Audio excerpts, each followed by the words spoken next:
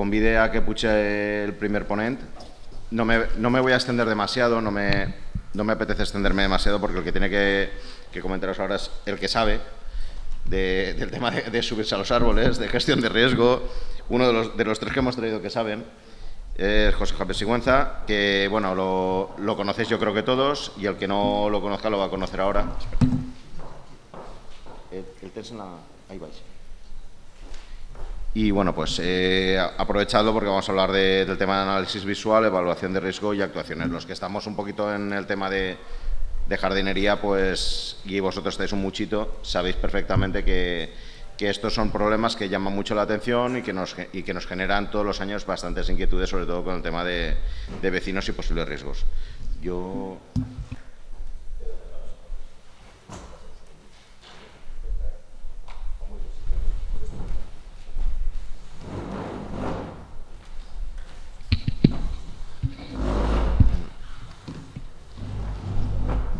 Hola, buen día, buenos días. Me va a costar quedarme quieto, pero claro, con cuestiones del micro...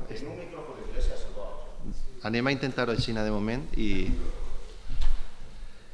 bé, em va cridar desde... Bueno, me llamaron desde Asplan para hablar de gestión de riesgo. Claro, es como algo muy amplio como para intentar concentrar en una hora esto. Entonces, bueno, vamos a intentar dar una pincelada de todo y sobre todo que es un poco como el itinerario, más o menos la manera en la que se debe planificar todas las actuaciones de riesgo. Intentaré tocar los niveles de gestión. Pues eso, tanto para que sirva a nivel de gestor, tanto para luego el que está a pie de árbol, ¿vale? Rápidamente, una hora. Y cuando hablamos de la gestión de riesgos, tenemos que tener en cuenta que la gestión de riesgos está presente en casi cualquier ámbito de la vida. Si a alguien le suena esto de la prevención de riesgos laborales, ya sabe que hay una gestión de riesgos en mayor o menor medida. Existen riesgos alimentarios, bancarios, de transporte, riesgos medioambientales. Todo el problema que estamos viendo ahora del cambio climático va relacionado a eso. Es una evaluación de riesgos ambientales y de consecuencias. También hay riesgos informáticos. Es decir, bueno, ¿y de qué se trata esto? Se trata de que las personas o entes que se dedican a gestionar en todo este tipo de ámbitos deben reconocer esos riesgos. Porque la ocurrencia digamos, la realización de esa amenaza que es el riesgo, pues conlleva una merma generalmente económica. Entonces, lo que se intenta hacer es evaluar y mantener por debajo de un nivel que pueda ser sostenible. La gestión de riesgo, y perdonadme, voy a leer cosas textualmente, que no es mi estilo, pero también en la gestión de riesgo el lenguaje es muy importante, ¿vale? Y las definiciones. Entonces, bueno, la gestión de riesgo es el conjunto de actividades cuyo objetivo es mantener ese riesgo por debajo del umbral fijado. El análisis de riesgo es uno de los dos componentes que tiene esa gestión. La gestión básicamente se trata de saber qué riesgo tengo y saber cómo gestionar ese riesgo, es el tratamiento. Entonces, el análisis de riesgo simplemente consiste en averiguar el nivel de riesgo en el que está soportando la actividad que gestionas. Entonces, generalmente se parte de un inventario que determina las amenazas o en principio hay probabilidades de ocurrencia que conocemos y posibles consecuencias, pero también hablamos de inventarios cuando hablamos de empresas, de arbolado, etcétera, pero también, por ejemplo, están los estudios de casos médicos, hay encuestas, es decir, hay un montón de maneras de obtener y de saber en qué riesgo estamos. Y a partir de ahí tendríamos el tratamiento de riesgos, que es el proceso de disminuir esos riesgos que están por encima del umbral deseado. Normalmente, el umbral se ha de decidir, es decir, es la persona que gestiona ese riesgo es la que decide el umbral de riesgo que quiere intentar mantener razonablemente. Lo normal es aplicar un filtro económico en esa gestión, en la evaluación de esa amenaza. Entonces hay una cosa obvia y es decir, no puedo gastar más dinero en reducir el riesgo de lo que vale o de lo que costarían las consecuencias de ese riesgo. Eso es algo en principio básico. A partir de ahí hay una, digamos, la función básica digamos, la fórmula básica del riesgo es esta, es decir, el riesgo es la consecuencia por la probabilidad. Cuando hablamos de consecuencias, son las cosas o los problemas que sucederían, que hemos explicado antes, en caso de ocurrencia de un hecho. Entonces, normalmente se valoran en términos de pérdida de activos. Y digo, pérdida de activos es como un poco más abstracto, pero al final vamos siempre a económico. Si por ejemplo, hablamos de daños personales, para el que no lo sepa, hay estudios periódicos de lo que es el valor monetario de vida estadística. Y eso es lo que la sociedad está dispuesta a invertir en salvar una vida anónima. Y por eso se llama anónima estadística. En España son 2,7 millones de euros, el último estudio que he visto del año 2007.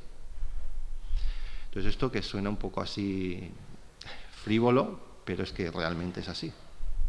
Cuando, vamos, la mayor parte de estos estudios vienen de estudios serios, vienen de Estados Unidos y de Inglaterra. Al final se evalúa y se dice, oiga, si resulta que yo tengo que hacer esta vía de tren o estas condiciones de transporte de manera que haya accidentes ceros o nivel de riesgo cero, probablemente tenga que gastar una cantidad de dinero que no me puedo permitir. Entonces, bueno, pues se equilibran esas decisiones de esta manera. En cuanto a consecuencias de riesgo, pues tendríamos desde daños personales, que es lo que más nos llama la atención, hasta pérdidas financieras, interrupción de servicios, pérdidas de imagen y reputación, que también son muy importantes, o disminución de rendimientos. Cuando hablamos de la probabilidad, es eso, es la posibilidad de que ese hecho, suceso desfavorable, ocurra. ¿Qué es lo que sucede con esto? Que básicamente depende de la frecuencia. Es casi el principal fenómeno que estudiamos es la frecuencia. La frecuencia de ocurrencia es lo que básicamente acaba determinando esa probabilidad de riesgo. Y a partir de ahí, basándonos en lo que es la fórmula básica, digamos, de riesgo, entonces se puede hacer una serie de cuentas, hay diferentes tipos de sistemas de evaluación de riesgo para determinar el nivel de riesgo. Entonces, por ejemplo, en este caso, veis aquí tenéis la probabilidad y aquí el impacto, y sabemos que impactos consecuencias es un equivalente. Entonces, tendríamos que es un factor por otro. Entonces, tendríamos, por ejemplo, que el nivel de riesgo está hecho de manera cuantitativa. Es un falso cuantitativo, lo representa un número. Entonces, si por ejemplo tenemos que la probabilidad de que suceda algo es muy improbable y el impacto va a ser insignificante, tendríamos un nivel 1 de riesgo, sería muy bajo, prácticamente despreciable. Si por ejemplo vamos a decir que tenemos que es muy improbable que suceda algo muy malo, sería 1 por 5, que es catastrófico, tendríamos un nivel 5. Y si por ejemplo es casi seguro que ocurra algo catastrófico, tenemos un nivel 25, es 5 por 5. Básicamente es algo muy fácil, pero que sirve para ubicarnos la posibilidad de cada hecho. Es decir, bueno, cuando hablamos de esto, estamos en un nivel de riesgo muy alto y habría que hacer un tratamiento. Es decir, al final tenemos una serie de etapas básicas que cualquier proceso de gestión de riesgo debe cumplir. Entonces tendríamos, por ejemplo, que deberíamos determinar primero el contexto, es decir, qué riesgos quiero aceptar o puedo, el que estoy dispuesto o el que puedo aceptar. A partir de ahí tendría un proceso que es el de valoración de riesgos, que tengo que identificar el riesgo, analizarlo y evaluarlo. Y a partir de ahí, teniendo claro esos dos factores, es decir, qué riesgo estoy dispuesto a aceptar y qué riesgo tengo, he de tratarlo.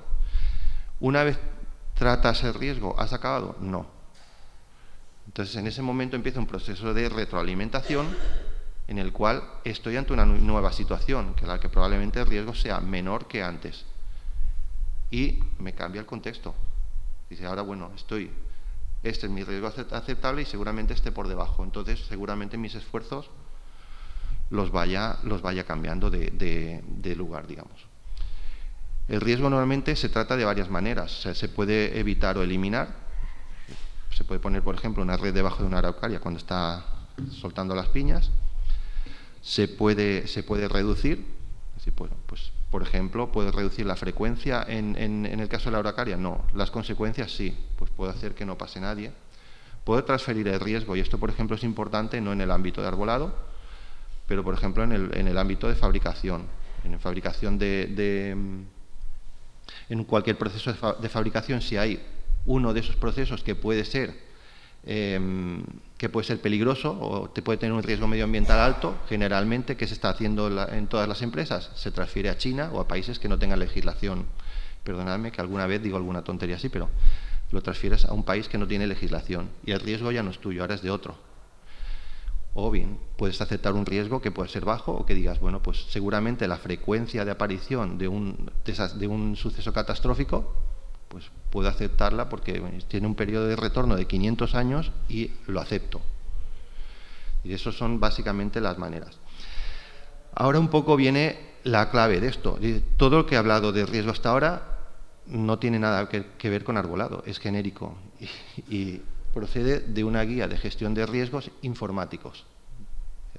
Todo lo que habéis visto es eso. Y dice, bueno, pues os he engañado en 6 diapositivas y este nos ha tomado el pelo. Pues no, porque resulta que el contexto de gestión de riesgo es común, y es común en general a la gran mayoría de actividades. ¿Por qué? Pues porque la mayoría de ellas se basan en normativas ISO. Entonces, esta es la que pone el marco y la que pone todas, toda la infraestructura, todas las bases para gestionar cualquier tipo de riesgo. Si, por ejemplo, la ISO sabéis que es un poco la norma internacional, aunque es más europea, y luego están las ANSIs, que son las de los países anglosajones. Pues los países anglosajones se basan en esas ANSIs, que son equivalentes. Cuando gestionamos el riesgo, se parte de eso, y por eso lo que son los procedimientos son muy similares todos. Nada se libra del control de riesgos, nada. ¿Por qué? Porque detrás está lo que hemos dicho, está el coste económico. Entonces yo voy a poner esto que seguramente a alguien no le parezca demasiado bien, pero bueno, esto es el tema de las vacunas y el COVID. Entonces, ¿acordáis que cuando empezó a vacunarse con AstraZeneca, enseguida hubo problemas? Y hubo problemas de decir, oiga, es que resulta que ha habido tantos casos de trombos entre tantas personas. Bueno, pues, ¿por qué se siguió vacunando con AstraZeneca en la mayoría de los países? Os explico un poco con este esquema. Este esquema viene de la normativa inglesa, este en concreto es de arbolado, y explica lo que es el framework, me cuesta a veces traducir, el marco de tolerabilidad del riesgo. Entonces, bueno, básicamente establece unos umbrales. Perdona, voy a cambiar el láser de aquí porque así no me tengo que dar la vuelta. ¿Lo veis? Vale, digamos, tendríamos una región donde el riesgo es inaceptable. Esa región de riesgo inaceptable estaría entre 1,10.000 y 1,1. 1,1 es que te va a caer seguro, es decir, que el suceso va a afectarte, y va a suceder y te va a afectar. Tendríamos toda la región tolerable. Tenemos una región de riesgo más alto y una región de riesgo más bajo, es tolerable. Esta está entre 1,10.000 y entre 1.000.000. Y luego tendríamos una región de riesgo ampliamente aceptado, que es un riesgo por debajo de 1 entre 1.000.000. Entonces, bueno, pues si hacemos, por ejemplo, ese es el riesgo de la vacuna, era aproximadamente 1 entre 166.600, de acuerdo a los datos de esta noticia, y en cambio el riesgo por COVID estaba en unos 6.250. Entonces, eso es lo que justificaba que se siguiese vacunando con una vacuna que había generado unos problemas. Pero es que vamos a ir ya introduciendo la parte nuestra. Perdón, se me ha olvidado comentar que este cuadro es el riesgo de fractura y accidente en cualquier árbol de todo el Reino Unido. Es decir, hablan es un riesgo bajísimo, creo que era 1 entre 10 millones. Teniendo en cuenta que todos los años, creo que en toda Gran Bretaña mueren 6 personas por accidentes de árbol. Teniendo en cuenta, pues hace relación entre las personas que mueren con respecto al número de árboles Y es así. Una de las cosas que creo que vais a ir viendo es que con el tema del riesgo el lenguaje es muy importante y la manera de explicarlo también, y a veces parecemos como un poco trileros con esto, pero es que efectivamente los números son así. Esta noticia también es de las habituales. 4 muertos en Madrid en menos de 4 años. Vale, es 1 por año, digamos. En Madrid hay 1,5 millones de árboles. Estamos hablando de Madrid, núcleo urbano. Sin embargo, a esta se le presta menos atención. 60 muertes al año en España por vuelco de tractor. Tengo ahora la estadística, lo que pasa es que, bueno, pues esta me venía muy bien, pero la estadística actualizada de hace poco. En España hay 1.099.000 tractores en el Roma. Entonces, cogemos de nuevo nuestro esquema de riesgo y entonces tendríamos, por ejemplo, podríamos comparar los accidentes de tractor con respecto a los accidentes o los muertos. Estamos hablando ahora directamente de muertes en los árboles de Madrid. A ver, esto desde luego que sirve para ir ubicando cada cosa en su sitio, lo que es el riesgo de arbolado, etcétera, pero sobre todo sirve para explicar que las decisiones deben ir razonadas, deben ir justificadas. Bueno, si miramos, por ejemplo, veis aquí, tenéis los árboles ingleses que se ve que son menos problemáticos que los nuestros. Entonces ya empezamos a hablar de riesgo en arbolado como algo digamos, ya propio de la actividad de los que estamos aquí.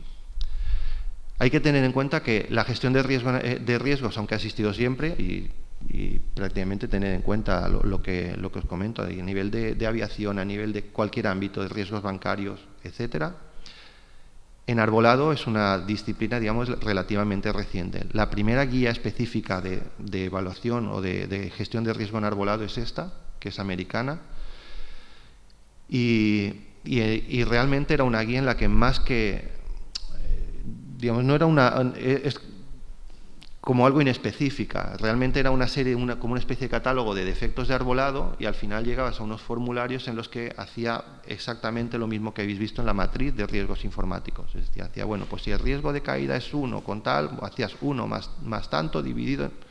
Eso es una especie de sistema que no llegó a cuajar, pero sí que fue la base que utilizaron todos los sistemas posteriores. De hecho, estos mismos autores han sido los que gestionaron, los que digamos diseñaron y pusieron a punto el sistema de gestión de riesgo en arbolado de la ISA, de la Sociedad Internacional de Arboricultura. Y no utilizaron el mismo del año 94. Entonces, si vamos a... por ejemplo, esta guía es muy buena porque explica todo muy bien. Es de la Diputación de Barcelona, la redactó Gerard Passola, doctor Árbol. Entonces, si vamos a las definiciones, hablamos de que la gestión de riesgo en los árboles tiene que ver con muchos de los procesos de su gestión, pero de manera principal implica un proceso de inspección, evaluación de los árboles, por su potencial para lesionar personas o dañar propiedades.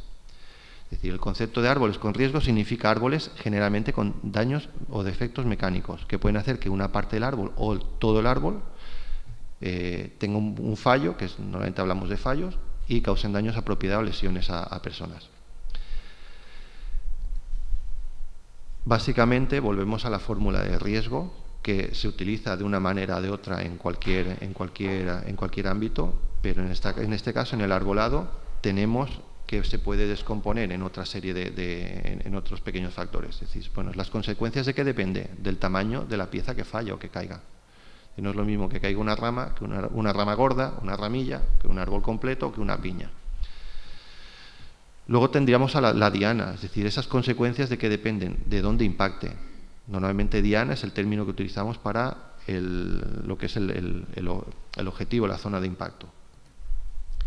La diana también influye altamente en la probabilidad, es decir, la ocupación de la diana es lo que hace, por ejemplo, que pueda impactar a una persona en función de ocupación, o que pueda impactar a una, como digo yo, una infraestructura, un cableado de electricidad, está siempre ahí.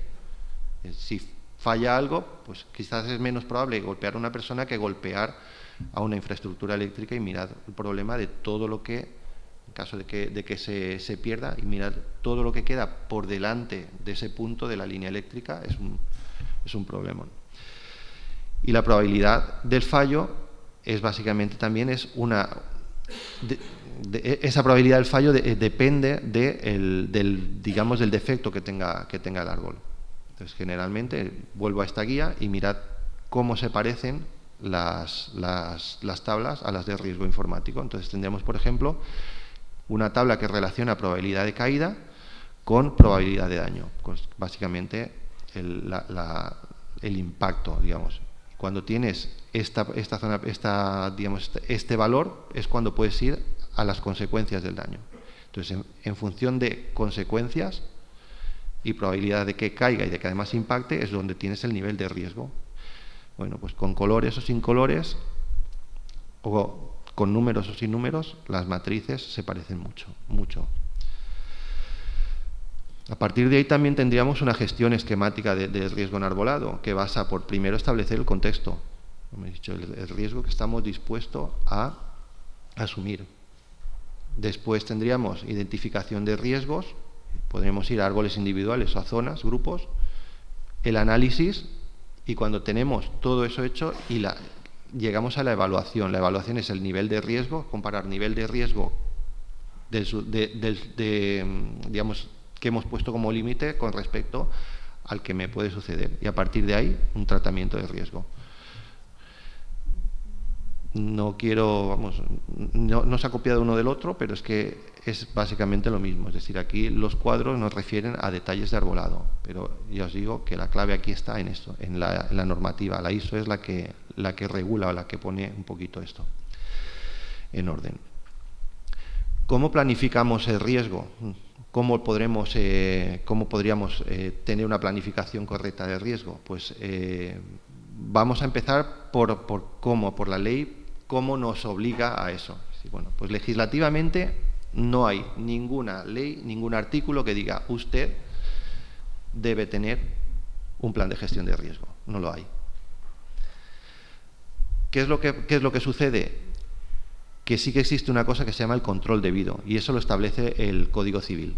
Es decir, generalmente sobre cualquier bien poseído y esto es más importante para nosotros, gestionado, se deriva o emana una responsabilidad civil, y esa responsabilidad civil es el control debido.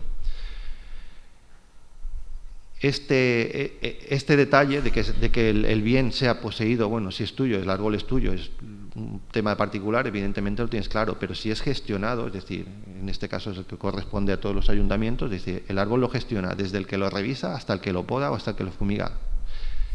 Y la experiencia es que cuando sucede algo gordo, normalmente por el juzgado no pasa solamente el técnico responsable, pasa el podador, pasa todo el mundo que ha trabajado, que ha estado trabajando en ese árbol.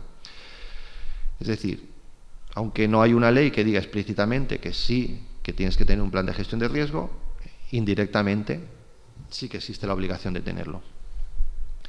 Normalmente es un componente de un plan director de arbolado. Yo conozco pocos casos en los que este plan de gestión de riesgo se haya hecho ex profeso, pero bueno, normalmente se hacen cuando hay prisa, cuando ha sucedido algo y te das cuenta que no tienes nada. Y bueno, pues lo primero, si gestionar la realización de un plan de arbolado tarda X, pues el plan de gestión de riesgo es un componente pequeño y se suele hacer sin problema.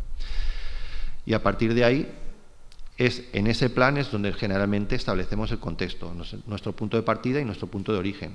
Si no tengo jamás o no he hecho jamás ningún tipo de gestión de riesgo, pues el contexto es que tengo que hacerlo en todo. Y tengo que establecer los niveles que quiero o puedo hacer. Bueno, he hablado ya del control debido. El control debido realmente se trata de evaluar el riesgo, no significa eliminarlo. Entonces, normalmente se trata de intentar llevar el riesgo a esa región de riesgo aceptable o tolerable. ¿Cuánto? Pues el más bajo que sea posible. Pero ¿cuánto más?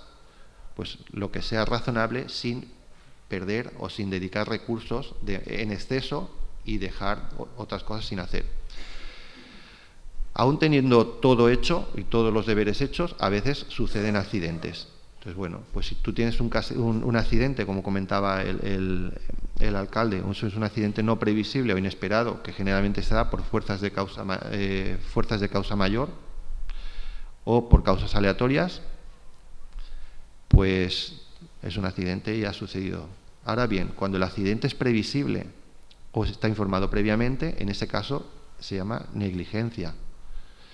Y para estas cosas, digo, no es por asustar, pero hay un librito muy bueno que se llama La responsabilidad civil y los árboles, muy pequeñito, se lee para ser un tema legal, se lee fácil y os lo recomiendo a todos, porque es que incluye toda la jurisprudencia de arbolado que hemos tenido. Es decir, esto no se trata de asustarse, pero tampoco se trata de dejarlo pasar. Es decir, cualquiera que gestione un riesgo en arbolado debe tener esto claro. Básicamente, yo os resumo esto así, con todo lo aleatorio, que muchas veces es un juicio. Hemos tenido casos que ni siquiera llega el juez y me dice, pues usted no declara. Pero si yo he hecho el informe, no, me da lo mismo, usted no declara y no puedes ni siquiera defender nada. Pero por resumir un poco todo, es mejor equivocarse ante una evaluación de riesgo, una gestión de riesgo, es mejor equivocarse que ser negligente o ser pasivo, es decir, dejarlo estar. Porque a veces pasan cosas. Bien, hablábamos de que un plan de gestión de riesgo se debe incluir en un plan director. ¿El plan director qué es? Pues generalmente es un documento estratégico adaptado a la población de árboles que tienes, y en él se incluye planificación, gestión y, en fin, y todo lo que requiere a nivel de conservación del patrimonio, pero a nivel de conjunto. Entonces tienes en cuenta todo, absolutamente todo, las características biológicas, paisajísticas, socioculturales, legislativas y también tus recursos. Porque si tu brigada es de 2 personas y tienes un monte con una zona forestal que también es tu arbolado, probablemente no puedas gestionarlo correctamente todo. Entonces eso se deja establecido aquí. Realmente el plan director es algo que define un poco la filosofía de la gestión a un corto, medio y largo plazo. Entonces tenemos las líneas estratégicas sobre las cuales hay unos objetivos definidos y unas acciones que han de completarse para alcanzar esos objetivos. Dentro de un plan director, pues tenemos lo que hemos dicho, el plan de gestión de plagas. Tenemos, por ejemplo, un plan de gestión de riesgo. Y muchas veces hay un plan de gestión que es consecuencia de él. Es decir, lo que hemos dicho es aporta la filosofía del tipo de gestión que quieres dar. Incluyes desde los protocolos de poda, mira, pues esto se va a podar así, esto no. Si tengo árboles antiguos, veteranos, monumentales, ¿cómo quiero actuarlos? O, por ejemplo, la catalogación, todo eso. A partir de ahí, el plan de gestión, ¿qué es? Pues son la guía de acciones necesarias para que ese plan director se lleve a cabo. Pues si resulta que el plan director dice, usted tiene el 80% de los árboles del pueblo que son plátanos de sombra, pues probablemente el objetivo sea llegar a un nivel de población más equilibrado, pues por si el día de mañana hay un problema. Y un ejemplo muy rápido, en Andalucía tienen un problema ahora. A nivel se está empezando a evaluar el riesgo de que entre el HLB, el Juan Lombín, que no se llama Juanico. No, Juanico. Juan Lombín es la enfermedad del dragón, está en todos los cítricos del mundo, menos en la cuenca mediterránea. Y el día que entre, os acordaréis de mí, seguro. Este chico dijo algo y pues eso es un problema tremendo. Pues ese problema tremendo se traduce en que, por ejemplo, ahora estoy haciendo una cosa en Lebrija, y es el 82-83% del arbolado urbano de Lebrija es naranjo amargo. Si el día que entre este problema, si por ejemplo las medidas de gestión o de control de esa plaga incluyen quitar todas las plantas alrededor de una zona de demarcación, Lebrija se queda sin árboles. Entonces, ¿qué se hace? Se diversifica. Bueno, pues eso en el plan de gestión dirá, oiga, pues usted debe diversificar y a 5 años tendrá que tener la población a un 60%, a 10 años la tendrá que tener a un 40% y el objetivo es llegar a un 30 o a un 20%. Ese es el plan de gestión. Entonces ahí se incluye todo. Todas las acciones que tenemos que hacer para ir cumpliendo estos planes. En un plan de gestión el alcance es a nivel global, pero también puede ser a nivel de árbol concreto. Es que este árbol va a necesitar esa acción. Realmente, mientras el plan director es la parte filosófica de lo que es la ideología, pues el plan de gestión te da la parte activa, la que va actuando, básicamente.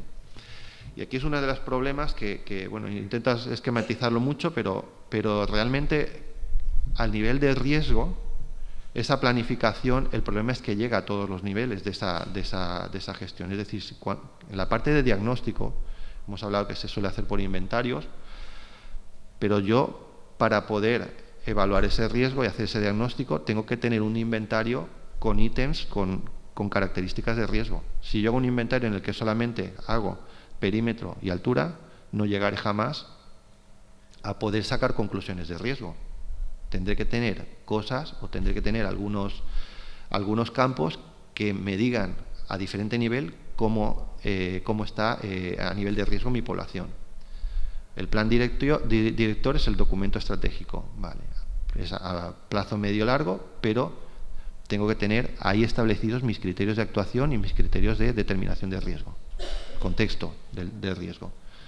Y a partir de ahí tengo el plan de gestión, en el cual se ponen en marcha las medidas correctoras, los tratamientos. Es decir, en este momento tengo que tener establecidas de qué manera voy a hacer y voy a actuar ante el riesgo. Y ojo, cuando tengo todo esto realizado, tengo que hacer una retroalimentación, porque probablemente haya cambiado las condiciones y me toque volver a evaluar o volver a hacer esa trazabilidad en el tiempo. Volvemos al tema de riesgo, lo que son las premisas.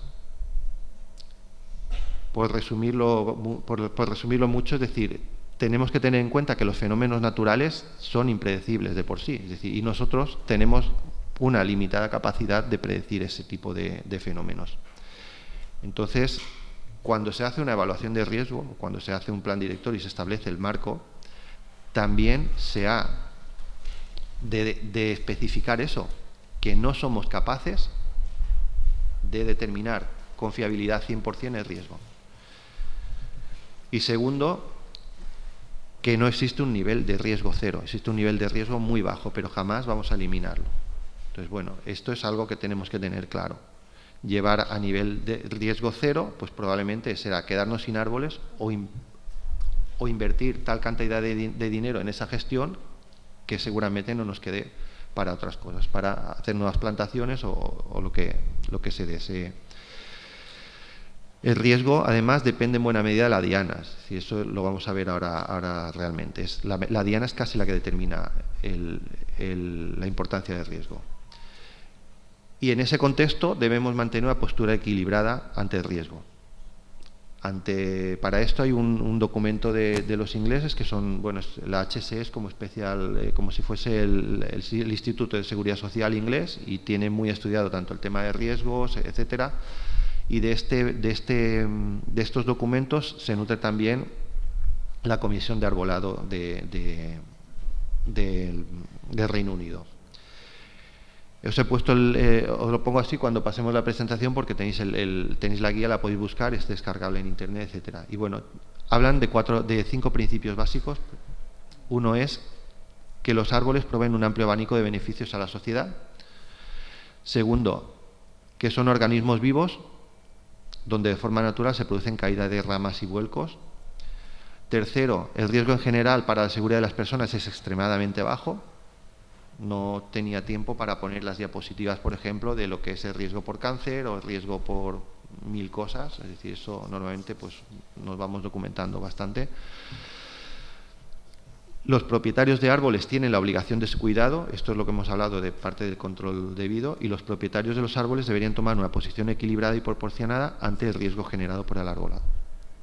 Bueno, seguimos. Hecho este inciso, el entorno es el que condiciona la consecuencia del problema. Mirad este arbolado y esto es lo que me va a decir básicamente ocupación y consecuencias de un fallo. Entonces, debemos definir el contexto. ¿Pero en función de qué? En función de necesidades del gestor. Sí. El nivel de detalle de riesgo requerido, es decir, ahora lo veremos rápidamente, pero no siempre hace falta un nivel de inspección de riesgo muy alto. Los recursos disponibles y qué es lo razonable en función de las consecuencias. Esto yo creo que lo he dicho ya 10 veces, pero efectivamente es así. La disponibilidad de datos y la información. Si no tengo datos para poder evaluar ese riesgo, pues tendré que obtenerlos. Y si no, no puedo evaluar. Y a partir de ahí, también las habilidades o competencias requeridas para evaluar. Puedo proponerme una serie de objetivos de gestión de riesgo demasiado altos que mi personal no es capaz de cumplir.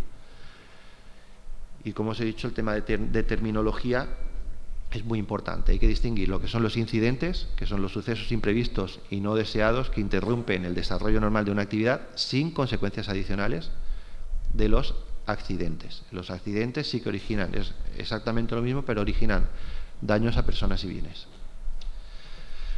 Igual que el riesgo del peligro.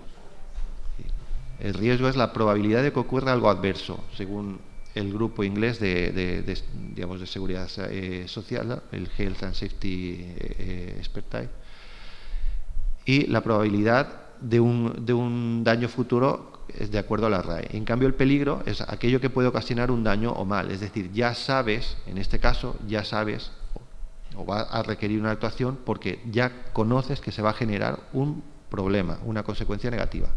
Si aquí tienes una probabilidad alta asegurada de un riesgo alto. Entonces, esto, por ejemplo, en los informes lo cuidamos mucho, de que lees un informe, no, es que el árbol tiene mucho peligro, un momento, de peligro de fractura, no, vamos a separar y vamos a hablar esto bien. Una cosa es el riesgo y otra es el peligro. Cuando hablamos de incidentes, por grave que pueda parecer, hablamos de este tipo de cosas.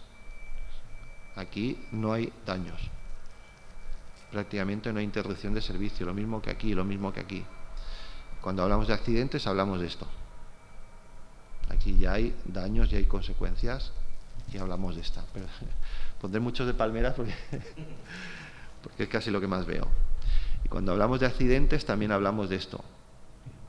Y esta la pongo también por un tema particular. Bueno, en este caso es fue unos rasguños que se hizo en una niña el año pasado, hace 2 años, en Villena. Cuando empiezas a ver este tipo de problemática, es decir, por ejemplo, este fue el 9 de agosto de 2021 y esta fue el 21 de agosto de 2021, prácticamente en el mismo sitio, misma época, la especie es la misma, es Ulmus pumila.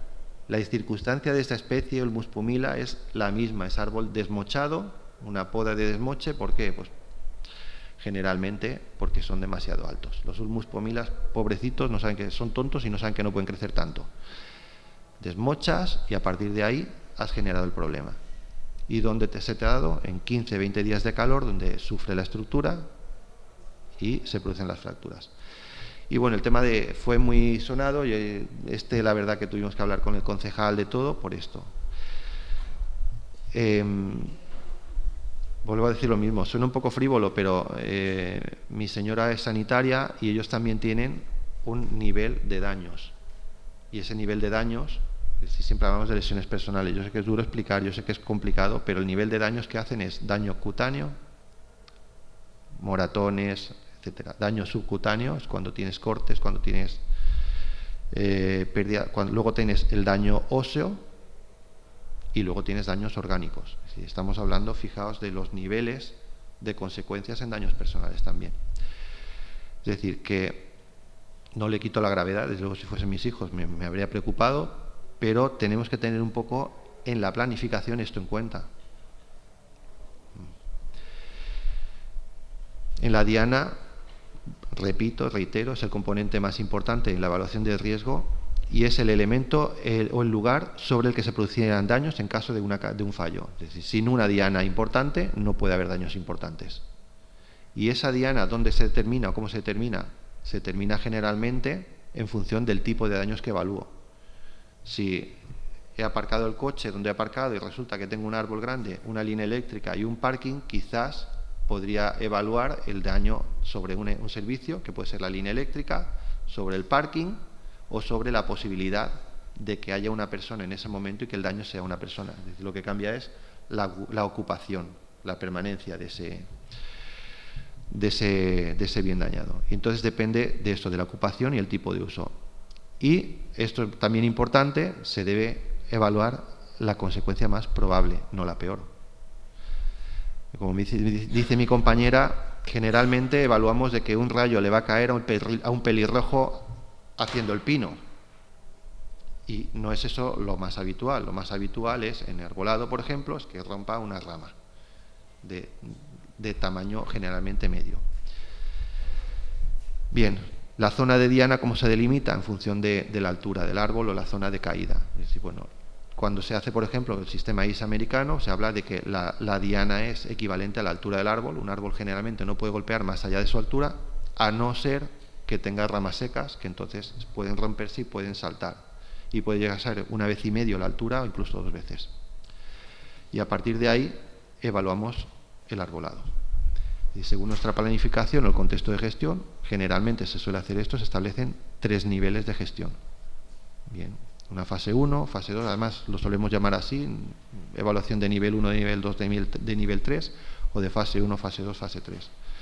Realmente la fase 1 es un filtrado inicial de árbol que no tiene condiciones de riesgo. Una fase 2 es algo ya más serio, más dedicado a ese árbol, a gestionar fallos concretos, y una fase 3 es donde la duda entre dejarlo o no dejarlo es importante, porque ese valor puede tener ese árbol puede tener un valor patrimonial importante, cultural, y eso, por ejemplo, la gente de arbolado monumental pues está siempre en esa tesitura.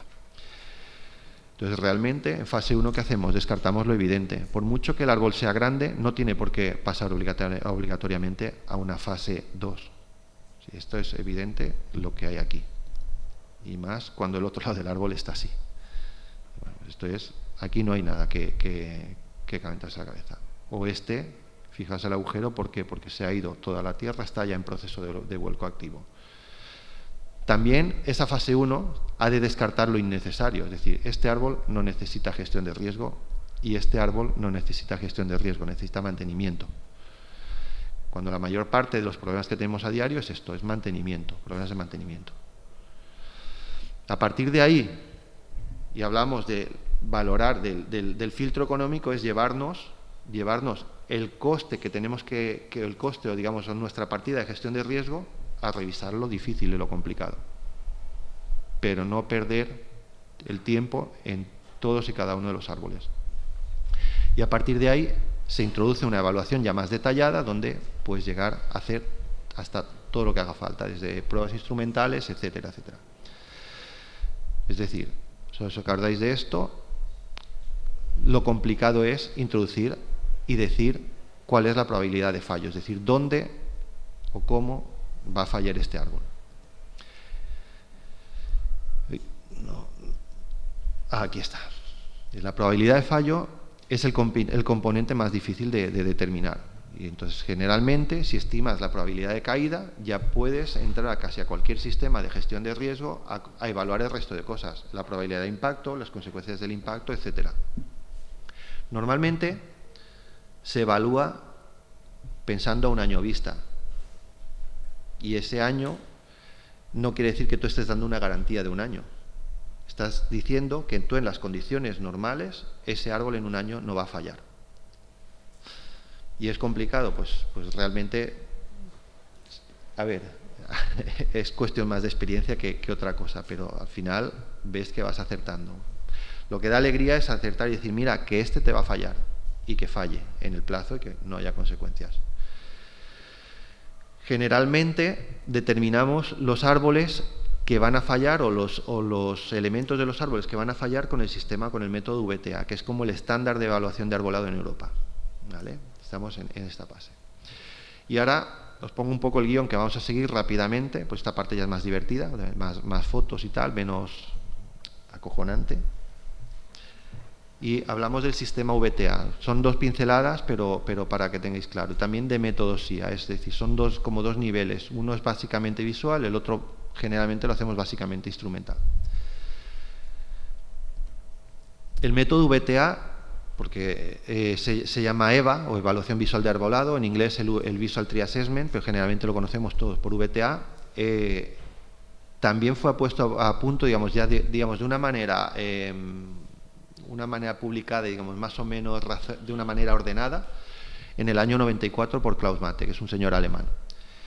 Es el método más generalizado que tenemos para revisar y estudiar los defectos en arbolado, y normalmente entre el 90 y el 95% de las evaluaciones las hacemos con VTA, sin método adicional. Entonces, yo recuerdo la primera vez que oí esto con el gestor de Lyon, que es una ciudad puntera en gestión de arbolado y todo el ambiente asociado a la ciudad, pero también en Barcelona y Madrid, es básicamente el 90-95% de las evaluaciones se hacen en VTA. Esto suena rimbombante, pero es su base, es decir, está basado en la biomecánica y en una cosa que el señor, que Matek llama el axioma de la tensión constante. Es decir, cada árbol de alguna manera crece y va equilibrando tanto sus secciones como sus esfuerzos. Es decir, si una rama tiene más esfuerzos, crecerá para compensar, y de alguna manera hay una cosa que él llama factor de seguridad que se mantiene constante. Vale, pues una rama que tenga más sección seguramente será más larga, esté manteniendo más carga, tanto de peso, sobre todo, como sobre todo de viento. La mayor parte del árbol gasta toda la energía en equilibrarse, en mantener ese sistema, ese factor de seguridad constante. Y cuando aparece un problema en el árbol, lo que hace es que, si hay un problema, lo compensa con nuevo crecimiento. Entonces ese crecimiento, esto suena abstracto, pero ese crecimiento es el que nos está diciendo que algo no va bien. Entonces el sistema se basa en reconocer todos esos síntomas. No voy a explicar, porque no puedo mucho, en el tiempo que tengo no hay, pero por ejemplo, este es un caso prototípico, es decir, es un árbol y una piedra apoyada. El árbol va creciendo, no estaba tocando la piedra, en el momento que toca la piedra, tienes un punto en el que acumula mucha tensión. Es decir, en el momento que si el árbol llegase a hacer cualquier movimiento, tienes un punto muy débil. ¿Qué es lo que hace para evitar eso? Empieza a generar crecimiento alrededor para reducir el estrés, y lo hace de forma automática, sin que lo calcule nadie, nada. Él empieza a generar todo un crecimiento para que ese punto de estrés se reparta en muchos más. Y a nivel de ramas sucede lo mismo. Pues empieza a engrosarlas de manera determinada. Ya no sé, me he quedado en blanco. Sí, pero se me ha ido. Bien, vale. El sistema del VTA, es decir, lo que nos ha venido es una manera muy masticadita, muy fácil. Es decir, todo eso que él, además, de acuerdo a metodología, lo justifica muy bien, de acuerdo a biomecánica, a cálculos de elementos finitos, etcétera. A nosotros nos lo da mascadito en un dibujo que parece de niños. O sea, todo el mundo que no tenga el libro se lo recomiendo, que es un poco, empiece por aquí. Y explica las cosas de esta manera. Es decir, por ejemplo, la madera de reacción, atracción en árboles caducifolios. Pues, ¿qué nos está diciendo? Cuando el árbol está inclinado, el hecho de estar inclinado está provocándole que generar un crecimiento diferente. ¿Cómo? Está haciendo una madera que, si os fijáis, el centro es más pequeñito y la madera, los crecimientos grandes los tiene aquí, el lado de tensión. Entonces funciona como un ancla. ¿Vale? Entonces, ¿qué es típico? Que te envíen a ver o a evaluar un árbol inclinado. Oiga, es que este árbol está muy inclinado. Pero es que la pregunta no es esa. La pregunta es, ¿tiene madera de reacción? ¿Sí o no? Es decir, mirad qué está generando, qué costilla está generando el árbol para compensar esa inclinación. Está metiendo un ancla. Ahí. Si nos fijamos en ramas grandes, os pongo fotos de ficus porque se ven perfectos, se ven perfectamente los cordones que genera para sostener una rama, que generalmente son secciones anchas a secciones muy alargadas, que tienen una caída muy grande. Un vuelo muy grande, perdón, más que caída, se puede confundir. Pues genera ese tipo de madera. ¿Y qué sucede? ¿Qué no sucede, por ejemplo, en las coníferas? Pues que las coníferas tienen la costumbre de hacer ese crecimiento al revés. En vez de meter un ancla, están metiendo un puntal al otro lado. Si nos fijamos, el punto de menor crecimiento y los anillos nuevos, que son más grandes en el lado de compresión.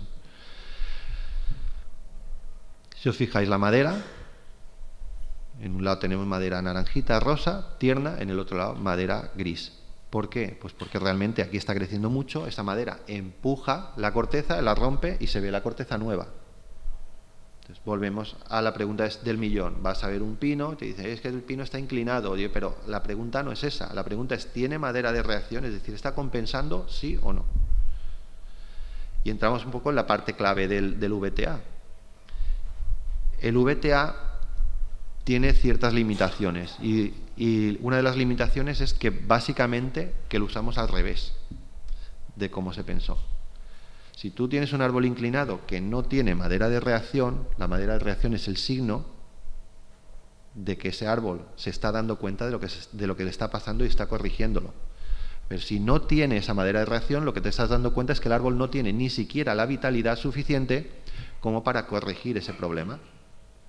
Entonces, al final es la asociación de vitalidad casi siempre con el defecto.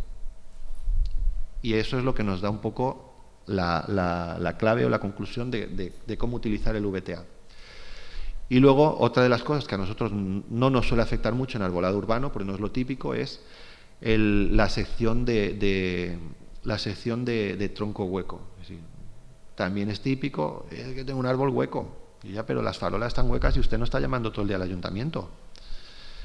Y entonces, la pregunta no es si está hueco o no, sino es cuánto de hueco está, basándose en VTA. Entonces, la clave está en esto. Es decir, la VTA recomienda que tener una pared como mínimo del 33% del radio de esa sección. Es un lado en el que, de acuerdo a cálculos de momento y de inercia, todavía el árbol mantiene el 80% de resistencia. Estamos hablando de que has perdido 2/3 del interior de la sección y solo con el tercio restante mantienes el 80% de resistencia. Entonces, claro, como todo esto fue bastante mediático, hubo, sobre todo a nivel de físicos, otros expertos que decían que esto era falso, es decir, que esos valores se obtuvieron de maneras muy concretas, y es verdad que fijaos que casi siempre habla de árboles redondos, y la mayoría de los árboles no son exactamente redondos, porque simplemente la madera de reacción hace que se modifiquen. Y a partir de ahí surgen otros métodos, que es el método SIA, os comento muy rápidamente, para corregir esas limitaciones. El gran acierto, sin embargo, del VTA, y es el que realmente ha triunfado, es establecer un lenguaje visual en los árboles, porque nosotros somos, a partir de él, capaces de asociar la mayor parte de los problemas estructurales que tengan con ciertos síntomas externos. El librito este de Stubbs lo explica bastante bien.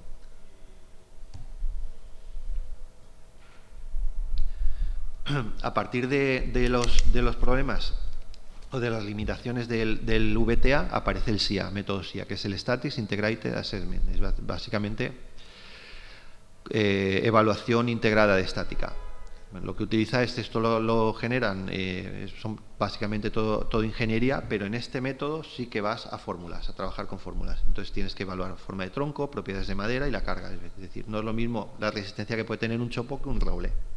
Básicamente lo resumo así. Entonces, este método genera un factor de seguridad. Y ha servido para tener los métodos de extrapolar generalmente cálculos de vuelco y fractura.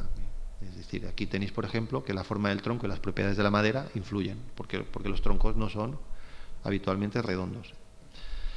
También la carga de viento. Un árbol pequeño no recibe la carga de la misma manera que uno grande, pero es que además cuando viene el viento se agacha. Hay un coeficiente aerodinámico que es variable. Es decir, el árbol de una manera recibe una carga, pero en el momento que hay viento se modifica. Y también la ubicación, que la rugosidad del terreno hace que cambie esas propiedades. Bueno, todo esto generalmente se integra en software, y quizás uno de los aportes de toda esta metodología es estimar ese factor de seguridad. Realmente es algo ya cuantitativo, algo bastante establecido.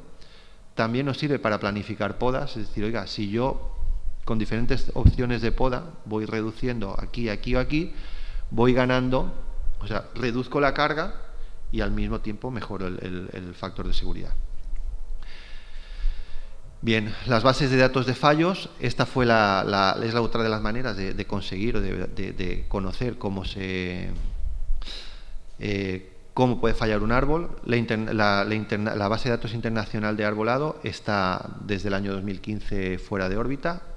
La cogió de la Universidad de California la Western Tree Failure, database, y desde hace poquito hemos puesto en marcha en España la BDK de la EPJP, ¿vale? Todavía no han sacado las conclusiones, porque de momento está todo en proceso de recogida de datos.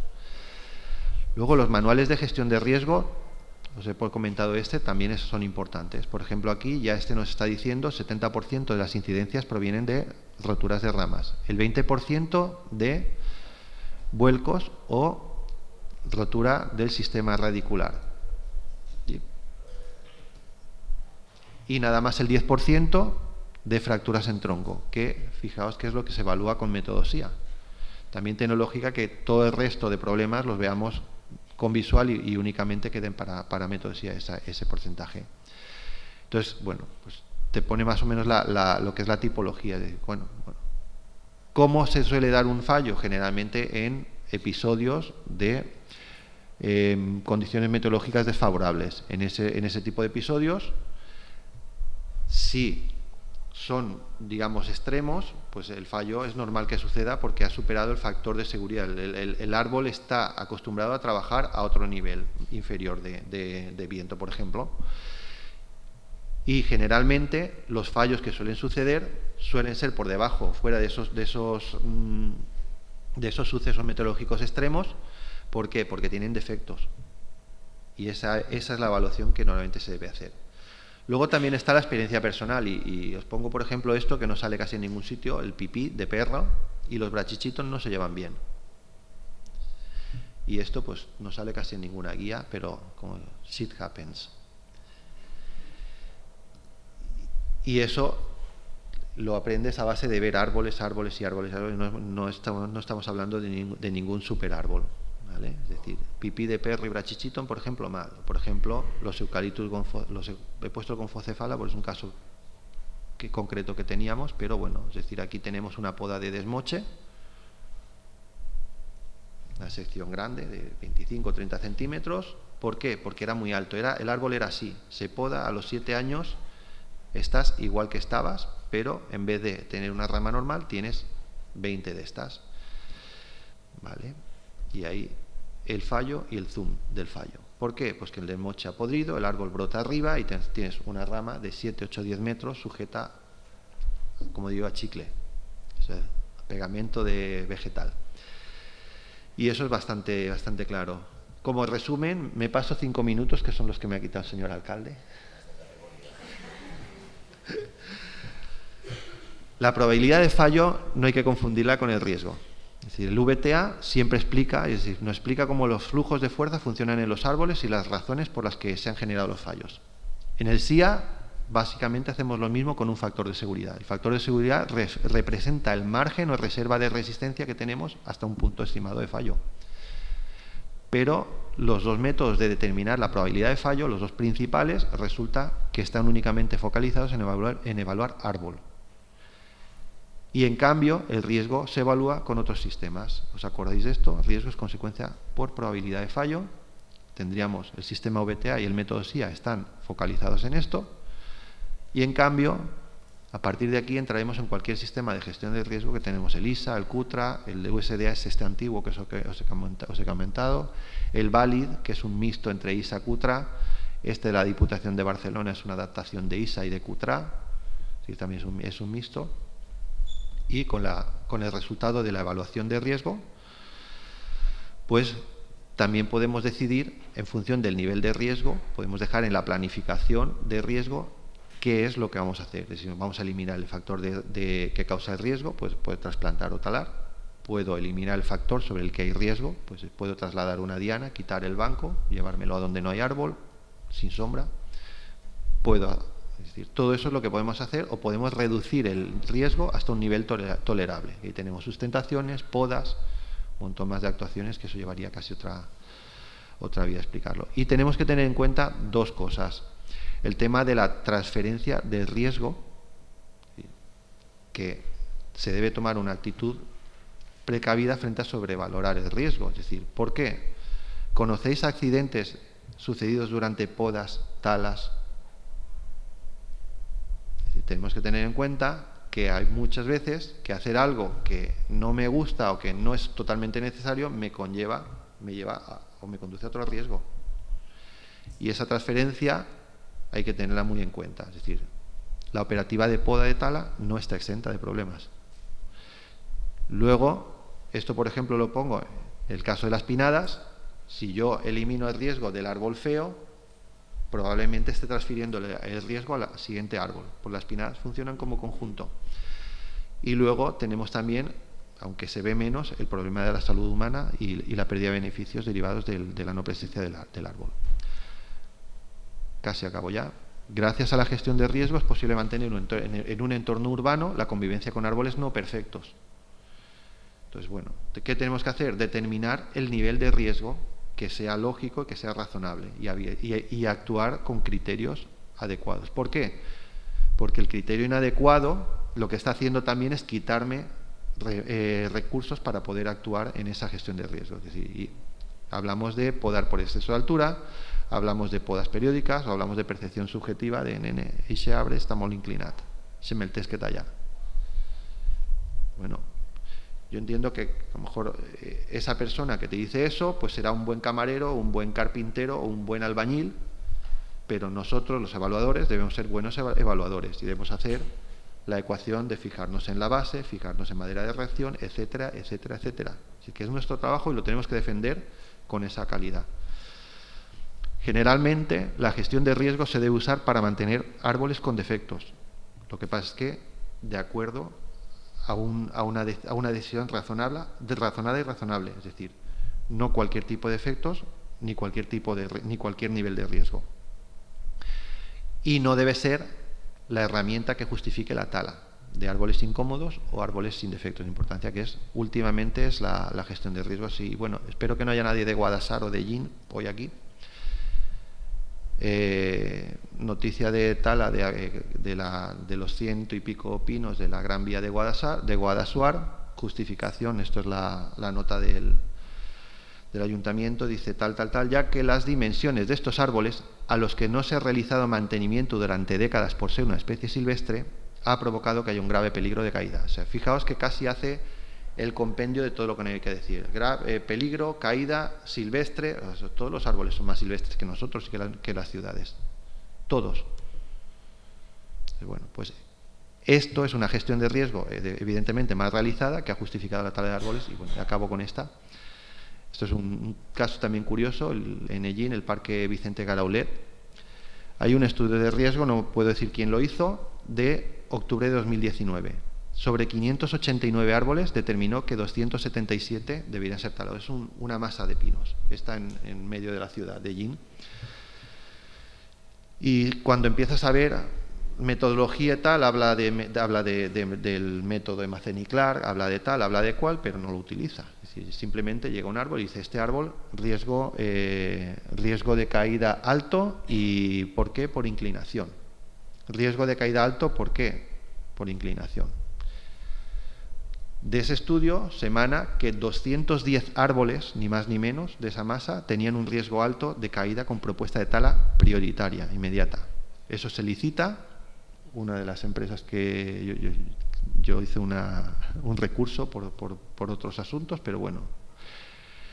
El 4 de febrero de 2022 sale ese contrato ya, se formaliza el contrato, y en esos 2 años y medio no se contabilizó ni un solo fallo de arbolado en esa masa.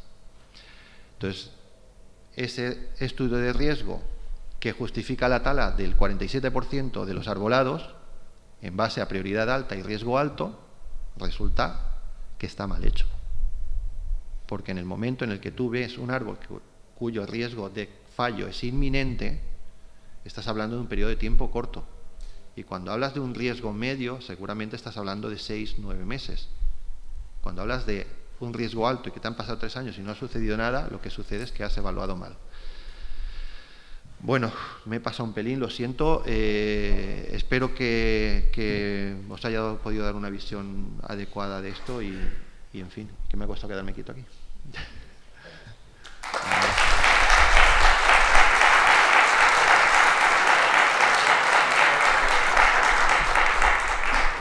Bueno, gracias. Vamos a pasar al turno de preguntas. Ahora Rosa, los micros de mano y pasamos a turno de preguntas. Y bueno, primer que res, gracias, ¿vale? Porque, bueno, esto...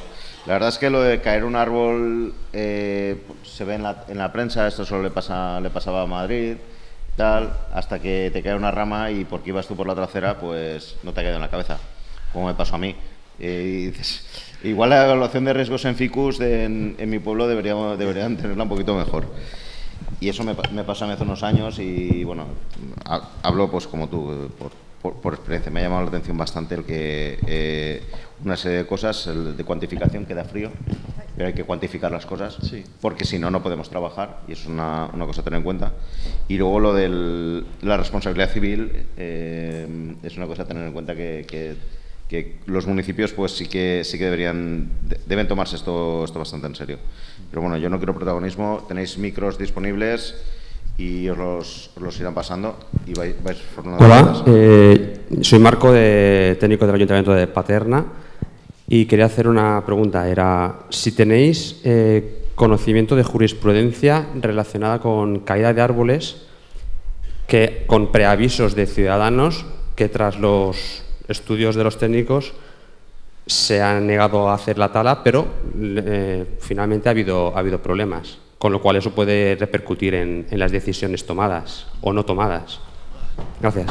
No tengo el caso exacto de eso. Lo que sí que es verdad es que lo que normalmente, es decir, lo que normalmente se debe hacer es, si tu planificación de gestión no ha incluido una revisión de ese árbol, de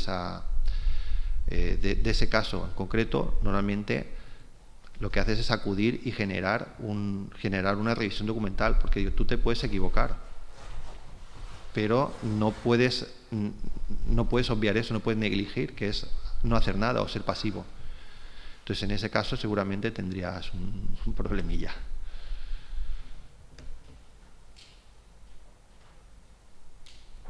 Sí, la duda era porque, pese a haber actuado o haber respondido, haber hecho las revisiones, que muchas veces no es una estructura estática. Exacto. O con unas cualidades físicas conocidas el árbol. Entonces, que puede ocurrir que después de haber hecho revisiones, de haberse considerado el árbol estable, que ocasione luego un problema después de un fallo.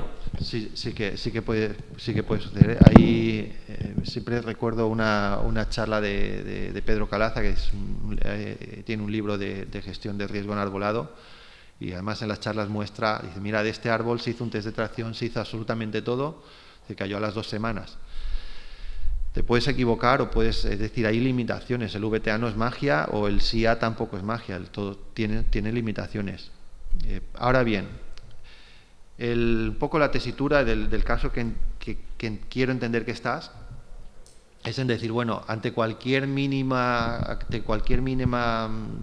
signo actúo y me cargo el árbol. Pues eso es lo que se ha estado haciendo hasta el momento, solo que ahora está empezando ya el otro problema, y es que te están denunciando por pérdida patrimonial. En un arbolito me da lo mismo uno pequeño, pero a lo mejor hay árboles donde, bueno, pues yo quiero el mínimo riesgo y me lo cargo. Pues ¿qué pasa? Que esto de las redes sociales, por ejemplo, ha influido mucho en eso. Se agrupa la gente tal y te denuncian por pérdida patrimonial. Entonces, la posición tiene que ser equilibrada. Yo, en esos casos, lo más fácil es recomendar una buena testificación y todo bien especificado, bien redactado, bien escrito. Y oiga, ¿puede pasar? ¿Puedo equivocarme? Sí, pero yo intento por lo menos cubrirme bien las espaldas. Mira, ahora veo a Pepe Vera detrás, que es de Játiva, pues eso nos ha pasado a nosotros allí, y más de una vez. Y bueno, y hemos estado en un árbol arriba, con el resistógrafo todo comprobando, y dice, sale todo bien, y al mes, cataplom, te cae una rama. No tienes más que intentar hacerlo todo bien y todo registrarlo lo más posible lo mejor posible que puedas. No.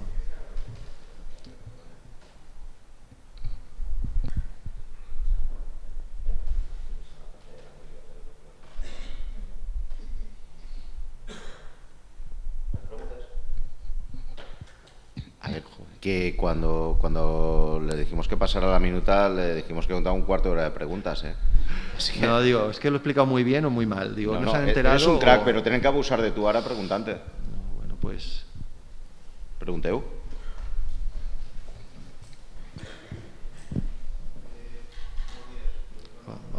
Sí. Hola, buen día, Ramón. Toma.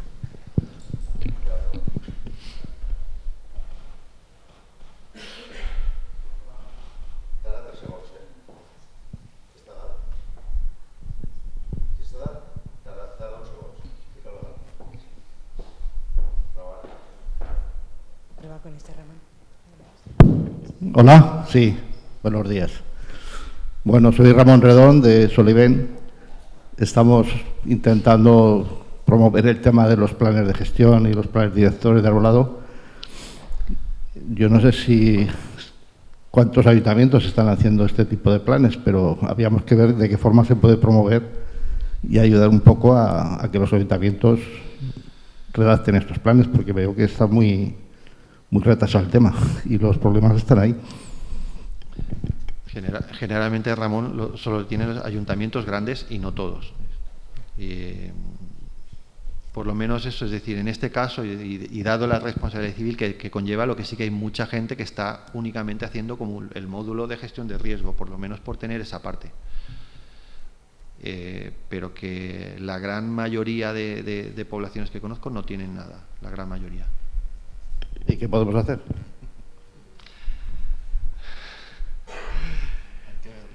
Ser muy pesados con el técnico y que el técnico sea aún más pesado con el político.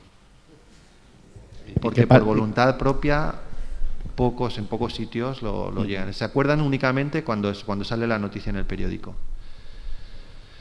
Sí, esperan al problema para buscar la solución. Cuando ya se les cae el árbol y hace daño es cuando... Pero todas esas actuaciones que yo hago a golpe de Twitter resulta que son generalmente contraproducentes. Pues son alarmas, son sobreactuadas.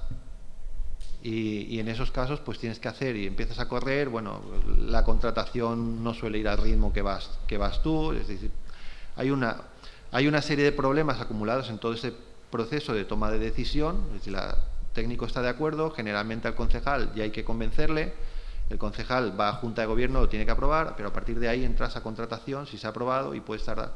Es decir, es un proceso que es largo, te genera el crédito, todo. Bueno, de momento lo que está claro es que cuesta mucho generar eso y la mayoría de las poblaciones no lo tienen. Y pensemos una cosa, que la limitación, para mí, desde mi punto de vista, la primera limitación parte del inventario. Si tienes que inventariar 10.000 árboles, no te caben en un contrato menor. Eso ya obliga a licitar, ya obliga a una serie de cosas, es decir, y generalmente todo eso va retrasando. Y es un poco quizá esa problemática que hay que ir asumiendo. Es decir, si no tienes inventario, tienes que generarlo. Sin inventario no puedes tener conclusiones. Sin conclusiones no puedes tomar decisiones ni generar la documentación de base. Sí, habría que implicar a Diputación, a Generalitat, a la asociación, porque esto no es cosa de un ayuntamiento solo, sino sería comprometer un poco a todos para que promovieran estos temas y dan facilidades para que se hagan. Pero no hay una normativa marco tampoco a nivel superior como para decir es que esta es la que tenemos que seguir todos. Fíjate lo que ha costado la de infraestructura verde. Vale, gracias.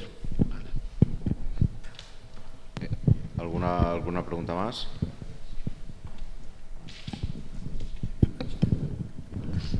Bueno, creo que me he colado a esta chica que quería hablar. Bueno, a nivel, yo soy Jaume Lagarda, ahora hablo un poco en nombre de la Federación de Jardinería. Las noticias de accidentes, de muertes por caída de ramas, casi siempre son contraproducentes, como bien dices. Y en apoyo un poco a lo que dice Ramón, pues que lo que más fomenta, lo que más ayuda a que estas cosas se vayan estabilizando, se vayan implantando son las noticias positivas. Por ejemplo, el ayuntamiento de tal tiene un nuevo plan de gestión que reduce o minimiza o anula el riesgo tal y gracias a eso tiene más árboles que hace 10 años. Ese tipo de de noticias positivas, ¿no?, hacen que le des la vuelta a la cosa, ¿no? Porque si no la gente dice, no, que en mi calle hay un montón de árboles, pues podían quitarlos, porque además muchas veces deberían quitarse, porque no caben allí. Y la gente piensa que es por eso que mejor no tener árboles, ¿no? Pero yo creo que el fomento es más al revés, ¿no? A nivel de asociaciones o de empresas incluso, decir, en vuestras redes sociales, decir, gracias a la colaboración de mi empresa con este ayuntamiento, eso sirve. Fomentar el tema de decir, hemos conseguido generar este tipo de inventario, de plan, de tal, y hemos conseguido pues que el arbolado de esta ciudad sea más seguro y genere muchos más beneficios, pues serán más grandes, sí, nada más eso. Pero básicamente porque se está gestionando únicamente en base a riesgo en muchos sitios. Es decir, voy a evitarme este problema y gestionas únicamente en base a riesgo, cuando si generas y gestionas con más, digamos, con más criterios, al final el riesgo lo llevas a un nivel más bajo, seguro.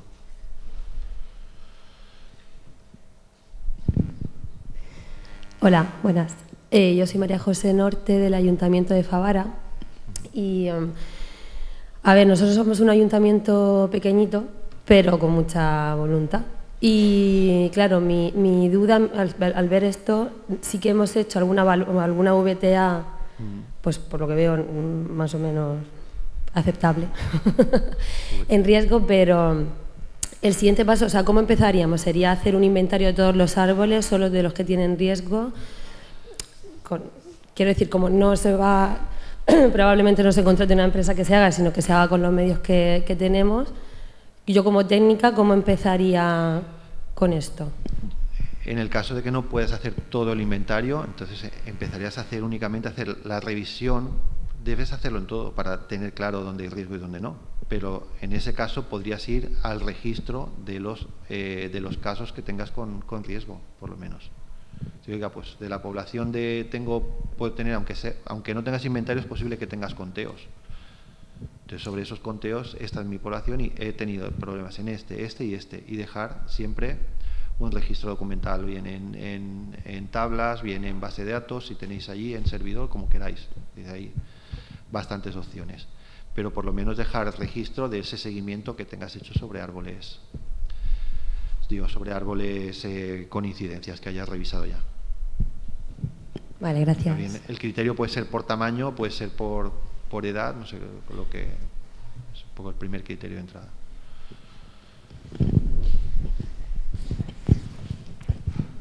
Hola, buenos días. Me llamo Ricardo, soy estudiante de la EFA y mi pregunta es, ¿qué conocimientos técnicos tiene que tener la persona para ser capaz de evaluar el colapso, ¿no?, de un árbol? Pero claro, y si hay alguna normativa al respecto. O sea, ¿qué tiene que saber? ¿Qué tiene que conocer? Porque claro, al final yo creo que muchas veces, muchos problemas de los ayuntamientos, a lo mejor si no tienes una persona que sea capaz de poder ver en el árbol aquello que nos acabas de decir, pues va a ser difícil poderlo. Digamos, entramos un poco a una de las preguntas del millón. Normalmente cada profesión o cada titulación tiene una serie de atribuciones profesionales. Y por ejemplo, yo soy ingeniero técnico agrícola y recuerdo que una de las atribuciones era hacer informes de estudios de arbolado en jardinería y bueno, no me acuerdo la frase total cómo venía, ¿vale? Esos son atribuciones y luego tendrías las competencias. Por ejemplo, por atribuciones, yo conozco muchos ingenieros agrícolas que aunque tienen esas atribuciones no tienen competencias, no sabrían hacerlo. Entonces, en este caso es un poco mixto. Para normalmente, a nivel, digamos, de empresa, te digo, como trabajamos nosotros, ya con la gente con los grados superiores de FP, generalmente tenemos gente con titulación universitaria y me da lo mismo que sea licenciado en ambientales, me da lo mismo que sea biólogo, ingenieros agrícolas, forestales. Normalmente esas titulaciones tienen atribuciones para hacer ese tipo de trabajo.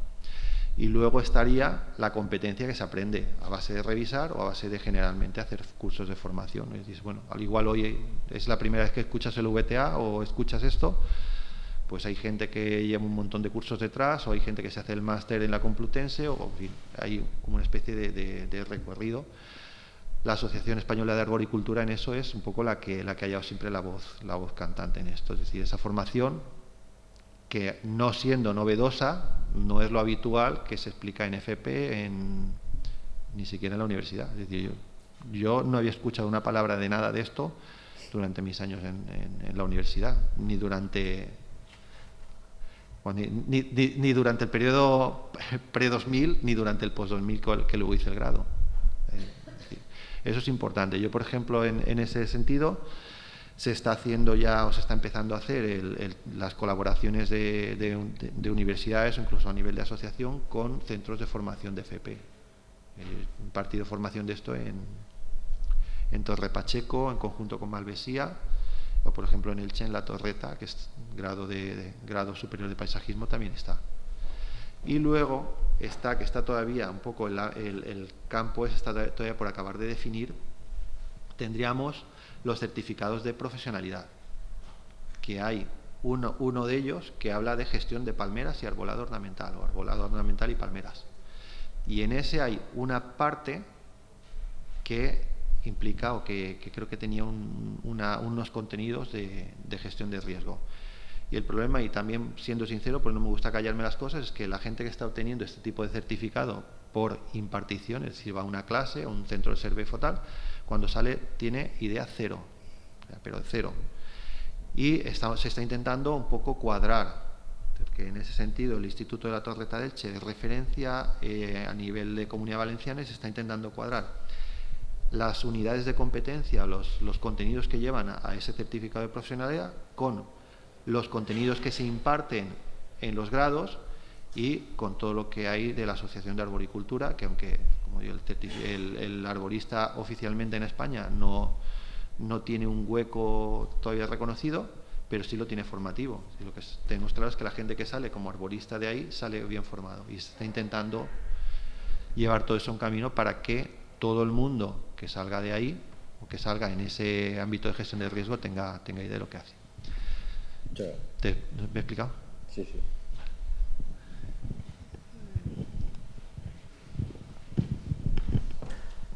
Si tenéis alguna última pregunta, si no, pasamos, pues pasamos a la pausa de café. Está montado en el mercado, entonces justo ahí enfrente. Entonces, pues nada, salimos y teníamos que empezar ahora, menos cuarto, pero la culpa és meva, ja ho sé, per això va ficar ja així, perquè me tiren els tomates. És que si te feren salar.